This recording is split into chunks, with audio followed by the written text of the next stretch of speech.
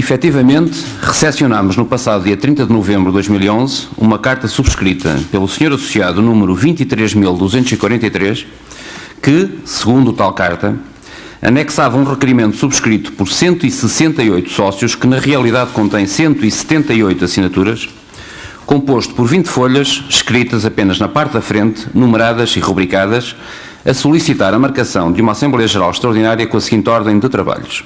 Ponto único. Deliberação acerca da demissão do Presidente da Direção conforme artigo 25º dos Estatutos. Número 2.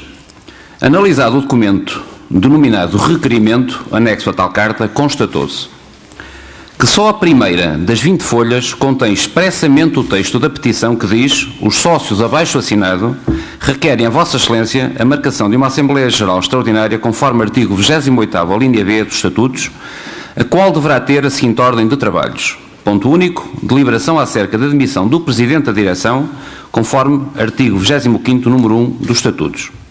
Segue-se imediatamente abaixo a assinatura de 7 associados. Repito, 7 associados. Ponto número 3. As demais folhas juntas, num total de 19, contêm a assinatura de sócios e a maior parte o seu número respectivo e só, ou seja, em tais folhas, para além da existência de assinaturas com referência ao número de sócio respectivo, e nem todas, nada é requerido, nenhum pedido é formulado. Número 4. Face aos vícios formais verificados, manifestos e notórios, com total espírito de colaboração, procurou-se de imediato contactar o sócio subscritor da carta, que nos foi enviada com o respectivo anexo, com o objetivo de com ele reunir e de lhe explicar pessoalmente os vícios constatados e de forma à sua correção. Número 5. Tal contacto foi tentado por e-mail, por telefone, mas, por razões que nos são alheias, não tivemos sucesso. Número 6.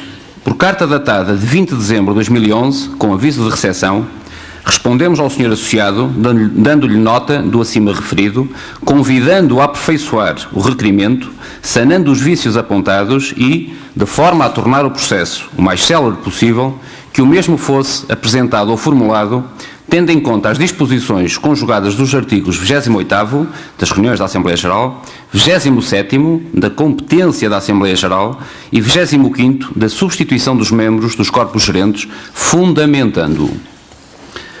Número 7. Com data de 2 de janeiro de 2011, recebemos carta-resposta do Sr. Associado, declarando que, e na parte que interessa, a petição que foi entregue, de forma indecomponível, é um documento constituído por 20 folhas, numeradas e rubricadas, que o mesmo reflete a vontade dos associados que o subscreveram. Em nenhuma parte dos estatutos se exige qualquer fundamentação para suportar a pretendida ordem de trabalhos. Não será efetuada qualquer correção à petição entregue. Número 8. Antes de mais, convém referir que o anexo junto não constitui um documento único composto por 20 folhas, mas sim um conjunto de folhas autónomas e separadas. Número 9.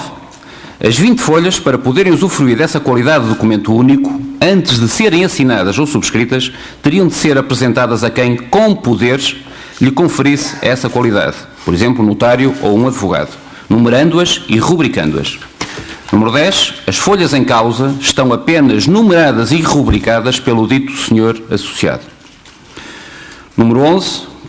Para que as folhas, tal e qual foram apresentadas, fossem aceites, teriam todas elas de conter, no seu início, o requerimento constante da primeira folha, seguindo-se as respectivas assinaturas. Ou, em alternativa, todos os intervenientes ou outorgantes, para além da assinatura aposta na folha em que o fizeram, teriam de rubricar as demais folhas e, em especial, a primeira, o que manifestamente não se verifica. Daí que, perante a posição assumida pelo Sr. Associado, em não aceder ao convite de aperfeiçoamento que lhe foi apresentado, não nos restou outra alternativa que não o de não receber o alegado requerimento. Decisão que hoje mesmo, por correio registado, demos a conhecer ao Sr. Associado.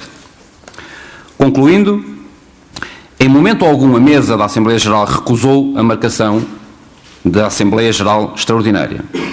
A mesa da Assembleia apenas se pronunciou sobre a preterição de formalidades essenciais que inquinavam a validade da pretensão em obediência às regras estatutárias e demais disposições legais. A mesa da Assembleia Geral tudo fez, antes e durante o processo, para que todas as irregularidades formais fossem evitadas e sanadas, a fim de, e cumpridos os requisitos exigidos, a pretensão formulada tivesse o seu seguimento com a celeridade desejável. Jamais a mesa da Assembleia Geral emitiu qualquer juízo de valor sobre a justeza ou não da pretensão de qualquer associado ou lhes procurou impedir o exercício de qualquer direito, fosse ele qual fosse. A conduta adotada visou unicamente garantir a legalidade, ainda que formal, da pretensão apresentada pelo senhor associado, mas exigível e exigida, não menos importante e imprescindível, em benefício do universo geral de todos os sócios do Vitória Sport Clube, consubstanciada no cumprimento de todas as normas e formalidades ou os requisitos que a decisão e marcação de uma Assembleia Geral sempre impõe. A mesa da Assembleia Geral lamenta que o convite por diversas vezes formulado ao senhor associado em questão, unicamente com o intuito de sanar as irregularidades formais apontadas, não tivesse tido da parte deste o melhor acolhimento e merecimento. Tanto mais que a mesa da Assembleia Geral, sempre e em qualquer momento, manteve com o senhor associado em causa uma postura de colaboração, de respeito e de elevação na atitude e no discurso, o que, infelizmente, e em alguns momentos não recebeu, facto que, no entanto, se relevou e releva. A mesa da Assembleia Geral, no cumprimento rigoroso das funções para que legitimamente foi eleita e investida, sempre pautará a sua conduta pela defesa intransigente dos interesses do Vitória Sport Clube e seus associados. Nada mais nos move. Meus senhores, isto era aquilo que tínhamos para dizer. Antes de lhes passar a palavra, eu gostava de partilhar convosco a forma como a referida petição nos foi apresentada e para que não restem dúvidas nenhumas, cá está aquilo que eu referi na minha declaração, portanto, a primeira folha com o requerimento e as 7 assinaturas, perfeitamente, corretamente efetuado.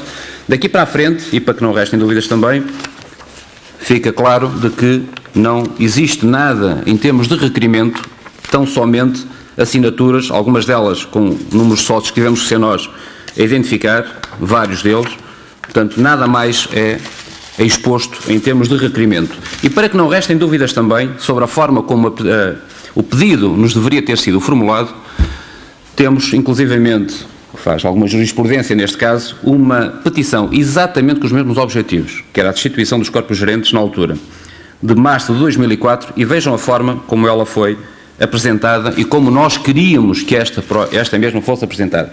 O texto do requerimento, a justificação do que é que se pretendia e porque é que se pretendia a destituição dos corpos gerentes e depois a assinatura dos sócios que assim o entendiam e, como veem, é repetido o requerimento em todas as folhas e depois as assinaturas conforme decorre e nós solicitamos ao referido associado. Portanto, penso que fica clara a forma como nós analisamos e validamos esta questão, a forma elevada e até no sentido de tornar célere o processo, procuramos resolver rapidamente este processo. Infelizmente não tivemos da parte do referido associado o acolhimento que nós julgávamos ser possível, não foi, e portanto hoje mesmo enviamos por carta registada a recusa formal da marcação da Assembleia.